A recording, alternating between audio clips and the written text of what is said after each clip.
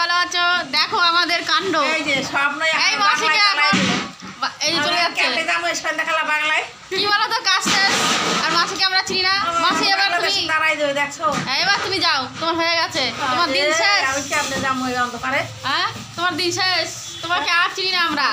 যাও যাও যাও যাও যাও যাও, আর থেকে লাভ নেই। কাজ শেষ হয়ে গেলে আমরা কাউকে চিনি না, আমাদেরকেও মালিক চেনে না, আমরাও কাউকে চিনি না। এই তোর কাজ শেষ আছে হয়নি? কখন শেষ হবে? হ্যাঁ, সেই বলছিলি কি খাবার খেলে এখানে খাওয়া না তো কি কি বলছিলি? খাওয়া নাই খাল বুঝানো, শোয়া নাই রাত কাটানো। বুঝেছো? তাহলে এই ডায়লগটা জানে কি খাল বুঝানো না কি খাল পার সেসব বললো আর কি। বুঝতে পেরেছো তো আমাদের দশা এইটা। এখানে খাওয়া দাওয়া চলবে না। ওই ম্যাডাম দেখো উনি বসে বসে কেটেই যাচ্ছে। কি করছেন? আমি বস্তার গাজর কাটছি। গাজর কাটছে। অনেক চাপ পড়ে যাবে তো, তাই কিছুটা কেটে এগিয়ে রাখছি। গাজর কাটছে। গাজর খেলে খুব মানে ভিটামিন হয়, আর এত ভিটামিন হবে মানে কাস্টমার আমাদেরকে না, আমার কি দেয় না কি এসব খেতে। অত ভালো জিনিস খেলে তো আরও ভালো সুন্দর হয়ে যাবো, লাস্টে কে নিয়ে চলে যাবে তার নাই ঠিক।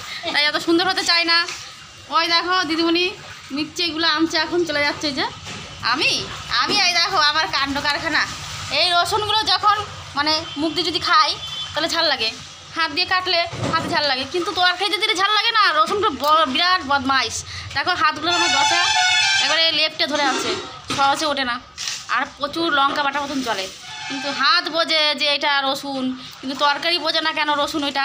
তখন তো জ্বলে না, খাওয়ারবেলা তো গপ গপ করে খাই, তখন তো ঝাল লাগে না। মুখটাই আর কি বিশাল, এই মুখে যে কত কিছু খেতে পারে বুঝতে পারছে।